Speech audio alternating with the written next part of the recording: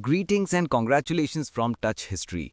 I, Parvez Kamal, am trying to present the history of This is Bangladesh's based turning on point true in events, feeling the 2024, urge to a inform the moment next that will generation. define our Here is an history. objective and professionally written English analysis of the events of June-August 2024 in Bangladesh under the leadership of Sheikh Hasina, the alleged mass killings and the arguments for a caretaker government to restore genuine democracy. I write it in a continuous essay form. In mid-2024, widespread unrest erupted in Bangladesh when a renewed civil service quota system triggered mass student protests, arguing that the quota undermined meritocracy and fairness.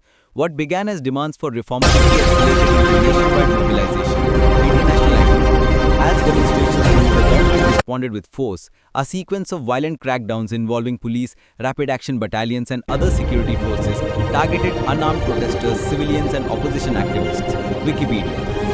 The crackdown, widely referred to as the July Massacre, occurred between 16 July and 5 August 2024. The death toll remains contested.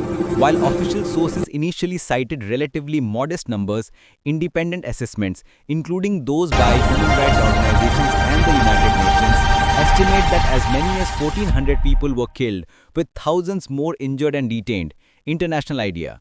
In many cases, victims included students, political opponents, and ordinary citizens. There are credible allegations of summary executions, excessive use of live ammunition, indiscriminate firing at crowds, extrajudicial detentions, and even burning of bodies in certain localities. Wikipedia.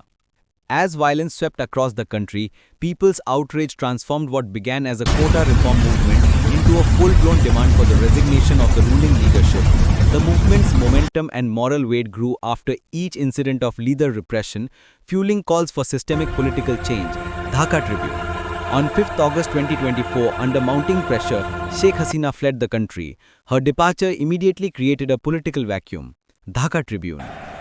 In the aftermath, a transitional or caretaker administration, led by Muhammad Yunus, Bangladesh's Nobel laureate, assumed power entrusted with restoring order and re-establishing democratic governance.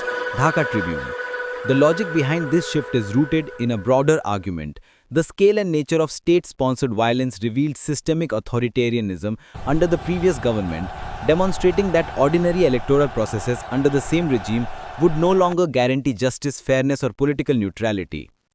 The demands for a caretaker regime reflect a desire to politicize governance, to sever the close ties between ruling party and state apparatus that enabled mass violence, media suppression, and targeting of dissent. Under Hasina, critics argue institutions of law enforcement and justice lost impartiality. Media and press freedoms were curtailed, and dissent was met with repression rather than dialogue. SAMSN. The July-August events crystallized these structural failures, leading many to conclude that only a neutral interim body free from ruling party dominance could correctly oversee investigations, reforms and election preparations. Indeed, in the months following Hasina's departure, formal proceedings began. An investigation report was submitted naming Sheikh Hasina among the principal accused for crimes committed during the July-August crackdown. Aaj Ke Patrika. One of the main accused, the former police chief, has reportedly accepted guilt and agreed to testify, a sign that accountability may be pursued, though the process remains fraught with challenges. Danik Bangla.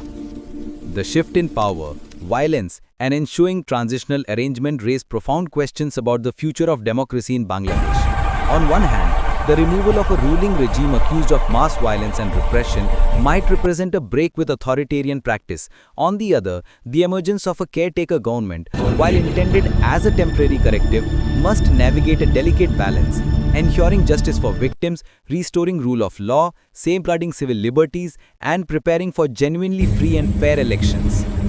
For Bangladesh to rebuild a politics based on democratic norms, impartial institutions, and public trust, the transitional government's responsibilities are immense.